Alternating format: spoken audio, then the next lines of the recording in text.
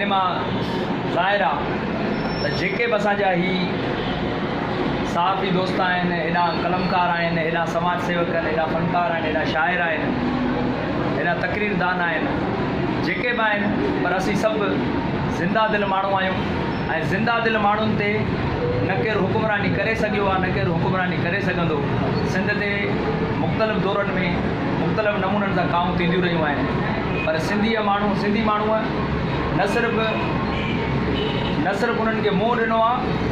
पर उन्हनि सां मुंहुं ॾींदे जंगुनि में, क़ैदुनि में, भाइयुनि ते मंसूर वांगुरु घाणे में पिड़िया वियासीं, पर पोइ बि पंहिंजी तंदूक न छॾियोसीं। जीअं शेख यादि चयो त मूं ॾात अनोखी आंदी आहे थी तंदुड़े तलवारुनि सां, त हीउ वॾो हिकिड़ो सबूत आहे असीं सभु ज़िंदा दिलि माण्हू आहियूं, जिते राग बि बरक़रार रखियो आहे, शाइरी बि बरक़रार रखी आहे, कलम खे बि बरक़रार रखियो आहे ऐं सहाफ़त में समाजी सेवा बि कई आहे।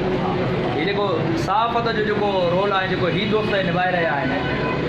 त इहो कंहिं क़ौमी लीडर या कंहिं क़ौमी कारकुन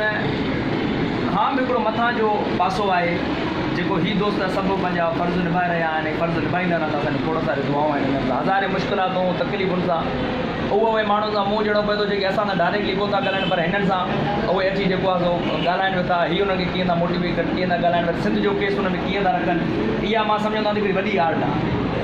जेको हीउ दोस्त निभाइनि पिया ऐं दोस्तनि जी महिरबानी जो उन्हनि इहो महसूसु कयो त हिन ई बहाने सही, पर कुझु दोस्त मिलनि जुलनि ऐं कुझु ख़्यालनि जी ॾे वठि थिए। जॾहिं सिंध ते हेड़ियूं सूरत हालूं आयूं आहिनि त जेके हुकुमरान धुर आहे, हुकुमरान जेको तबिको हूंदो आहे, हुनजो ख़्यालु इहो हूंदो आहे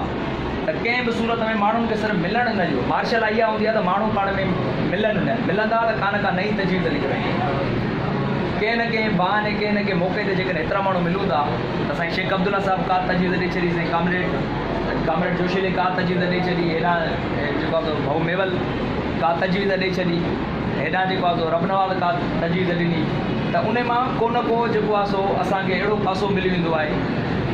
जंहिंसां सभिनी मसइलनि जो, सभिनी मामलनि जो हल निकिरी पवंदो आहे। त कंहिं न कंहिं बहाने सां दोस्त मिलूं था, पाण में गॾिजूं था, इहो मां सम्झां थो त इहो बि असांजो हिकिड़ो क़ौमी फ़र्ज़ु आहे, क़ौमी फ़र्ज़ु आहे जेके सर अंजाम ॾेई रहिया आहिनि। तव्हां सभिनी जी महिरबानी।